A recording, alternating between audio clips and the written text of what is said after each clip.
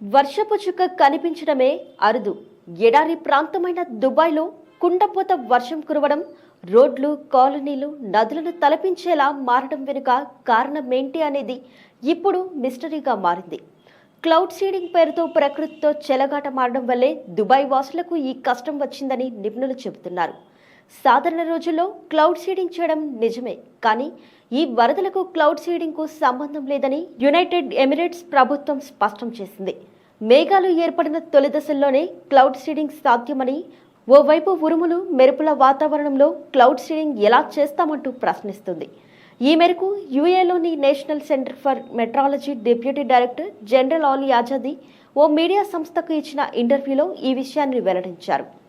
దుబాయ్లో ప్రస్తుత వరదలకు క్లౌడ్ సీడింగ్ కారణం కాదని, మంగళవారం క్లౌడ్ సీడింగ్ ఆపరేషన్ నిర్వహించడం లేదని స్పష్టం చేశారు. మరి వరదలకు కారణం ఏంటి? ఏడాదిన్నరలో కురిసే వర్షం ఒక్క రోజుల్లోనే దుబాయ్ను ముంచెత్తడానికి కారణం ఏంటి అనేది ప్రస్తుతం మిస్టరీగానే ఉంది. ఎడారి ప్రాంతం కావడంతో దుబాయ్లో వర్షాన్ని కృత్రిమంగా కురిపిస్తారు. పక్కనే ఉన్న సముద్రంలో నీటి ఆవిరి కారణంగా ఆకాశంలో ఏర్పడే మేఘాలపైకి విమానాలను పంపి క్లౌడ్ సీడింగ్ చేస్తూ ఉంటారు. దీంతో తరచూ దుబాయ్లో వర్షం కురుస్తూనే ఉంటుంది. ఉష్ణోగ్రతలు పెరిగినప్పుడు కూడా ఇలా కృత్రిమంగా వర్షం కురిపించి వాతావరణాన్ని చల్లబడేలా చేస్తూ ఉంటారు. ఈ నెల 16న కూడా అధికారులు క్లౌడ్ సీడింగ్ చేశారని, 6-7 విమానాలను మేఘాలలోకి పంపించారని ప్రచారం జరుగుతుంది. దీంతో దుబాయ్ని కుండపోత వర్షం ముంచెత్తిందని వాతావరణ నిపుణులు ఆరోపించారు.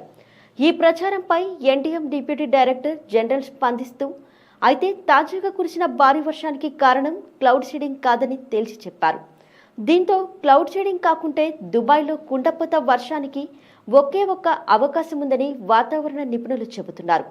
వాతావరణ మార్పుల కారణంగానే అరేబియా పెన్సిలిన్ మీదుగా గల్ఫ్ ఆఫ్ ఓమన్ పై ఏర్పడిన భారీ తుఫాను వల్లే దుబాయ్ని వర్షం ముంచెత్తి ఉంటుందని వివరించారు.